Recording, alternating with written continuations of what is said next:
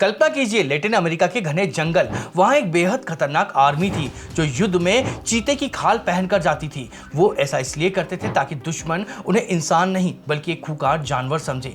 अब अगर मैं आपसे कहूं कि इस साइकोलॉजिकल वॉरफेयर का सीधा कनेक्शन रामायण की वानर सेना और हनुमान जी की पूंछ से है तो क्या आप मानेंगे? बचपन से हमें यही बताया गया है कि रामायण की वानर सेना उड़ने और बोलने वाले जादुई बंदरों की एक प्रजाति थी, लेकिन वाल्मीकि रामायण के मूल श्लोक और आधुनिक विज्ञान की जो खोजें हैं वो चीख चीख कर कुछ और ही कहानी कह रही हैं। असल में वो कोई बंदर नहीं बल्कि गुरिल्ला युद्ध में माहिर इंसानों की एक बेहद एडवांस और शक्तिशाली प्रजाति थी। सबसे बेसिक प्रश्न से शुरू करते हैं, वानर शब्द का असल अर्थ क्या है? संस्कृत डिक्शनरी में ये दो शब्दों से मिलकर बना हुआ है, वन यानी जंगल और नर यानी इंसान। इसका सीधा सा अर्थ है कि जंगल में रहने वाला इंसान। एक और थ्योरी के अनुसार वो वा और नर में बटा जाता है। इसका अर्थ होता है कि क्या वो इंसान है, मतलब एक ऐसा इंसान जो मैदानी इलाकों में रहने वाले सामान्य लोगों से थोड़ा अलग दिखता था। असल में संस्कृत में बंदर के लिए कपी या मरकट जैसे शब्दों का उपयोग होता था, वानर नहीं। इसे याद रखिएगा क्योंकि ये आगे चलकर यही पॉइंट इतिहास के सबसे बड़े धोखे का पर्दाफाश करेगा। अब एक लॉजिकल बात सोचिए, अगर वो जंगली जानवर होते तो क्या वो एकदम परफेक्ट संस्कृत बोल पाते? किष्किंधा कांड में जब हनुमान जी पहली बार श्री राम से मिलते हैं तो वो कोई जानवरों जैसी आवाज नहीं निकालते हैं। श्री राम खुद लक्ष्मण से कहते हैं कि हनुमान जी का उच्चारण इतना स्पष्ट है जैसे इन्होंने ऋग्वेद, यजुर्वेद और सामवेद का गहरा अध्ययन किया हो। उनका बात करने का तरीका एक हाईली एजुकेटेड मंत्री जैसा था। हाईली एजुकेटेड यानी एक ऐसा इंसान जिसने वेदों और कूटनीति की गहरी समझ हो। क्या कोई जानवर ऐसा कर सकता है? बात सिर्फ भाषा की नहीं है। जब सीता माता का अपहरण हो रहा था तो उन्होंने अपने गहने एक रेशमी साड़ी के टुकड़े में बांधकर 5 वानरों के बीच में फेंके थे। एक जानवर गहनों का महत्व नहीं समझ सकता है। राजा बलि की पत्नी महारानी तारा तो बेहद कीमती रेशमी कपड़े और जेवर पहनती थी। इसका सीधा अर्थ है कि उनके पास में एक बहुत ही एडवांस टेक्सटाइल इंडस्ट्री मौजूद थी। टेक्सटाइल इंडस्ट्री मतलब कपड़े बनाने का एक पूरा का पूरा सिस्टम जो किसी जंगली समाज में ही संभव हो सकता है। महारानी तारा कोई सामान्य महिला नहीं थी। वो देह धर्म और फिलॉसफी पर इतने गहरे प्रवचन देती थी जो आज के बड़े बड़े ज्ञानियों को भी सोचने पर मजबूर कर दे। और सबसे बड़ा सबूत मिलता है राजा बलि के अंतिम संस्कार में। जब बलि की मृत्यु हुई तो उन्हें किसी जानवर की तरह गड्ढे में नहीं डाला गया। उनका अंतिम संस्कार पूरी तरह से वैदिक रीति रिवाजों के साथ में हुआ था। चंदन की लकड़ियां, घी, तेल और वैदिक मंत्रों का जाप, ये सब एक ही परफेक्ट राजशाही इंसानी अंतिम संस्कार का उदाहरण थे। ये सारे डॉट्स जोड़कर देखें तो एक ही तस्वीर बनती है। वानर एक बेहद बुद्धिमान, दार्शनिक और लड़ाकू इंसानी जनजाति थी।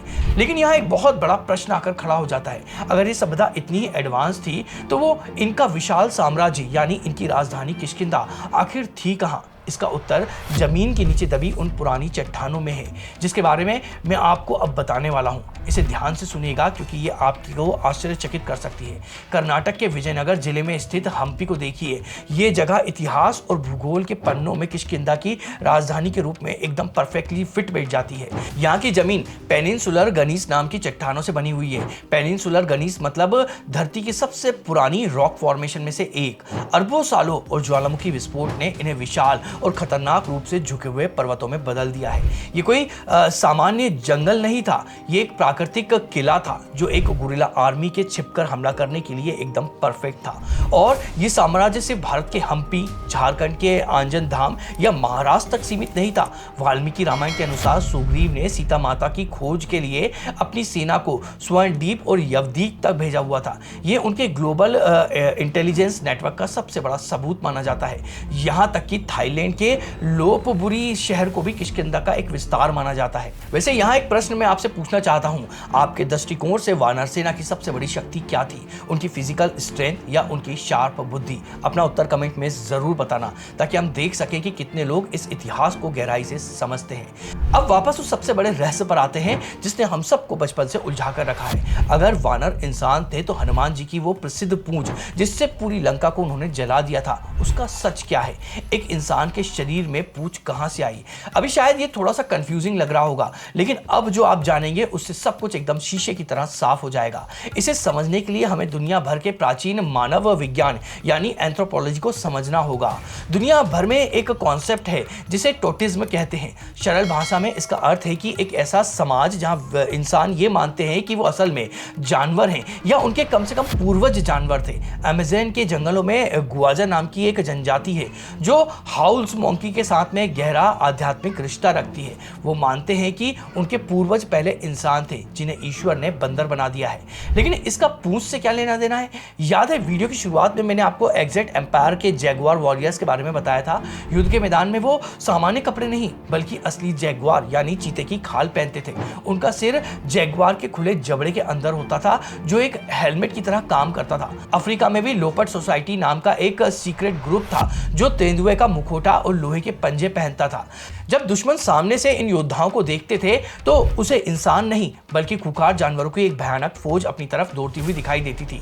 ये दुश्मन के दिमाग में भय पैदा करने की एक बहुत ही एडवांस मिलिट्री टैक्टिक थी। इतिहासकार जी रामदास ने अपनी रिसर्च में सवरा जनजाति के सिद्धांत से इस पहेली को सुलझाया है। उनके अनुसार वानरों की पूंछ कोई बायोलॉजिकल या शारीरिक अंग नहीं थी, वो एक कृत्रिम उपांग था। आसान भाषा में कहूं तो वानर सेना के पुरुष योद्धा अपनी कमर पर जो बेल्ट या ड्रेस पहनते थे उसमें एक पूंछ जैसी चीज जुड़ी होती थी।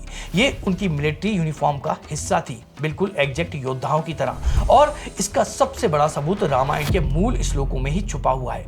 अगर पूंछ जेनेटिक होती तो वो हर वानर के पास में होती, लेकिन वाल्मीकि रामायण में कहीं भी महिला वानरों जैसे महारानी तारा या रूमा की पूंछ होने का कोई वर्णन नहीं है।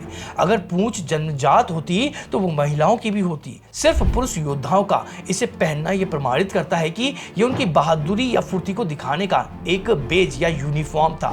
खुद रावण ने भी इस पूंछ को एक आभूषण या सजावट कहकर बुलाया था।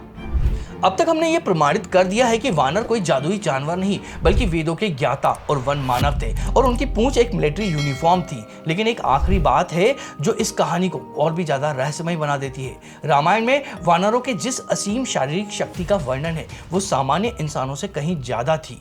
क्या इसका कोई और साइंटिफिक आधार हो सकता है?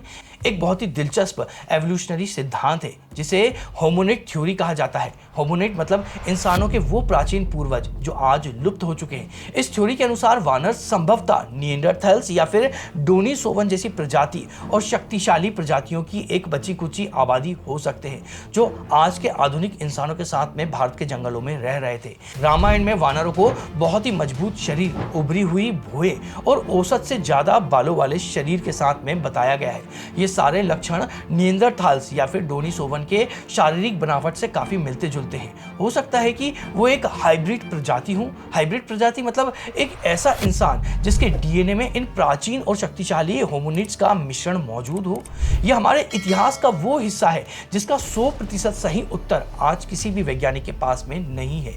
ये एक ऐसी अनसॉल्व मिस्ट्री है जो हमें ये सोचने पर बाध्य करती है कि हमारा प्राचीन इतिहास उन साइंटिफिक फैक्ट से कहीं ज्यादा गहरा और कॉम्प्लेक्स है जिन्हें आज तक हम खोज पाए हैं।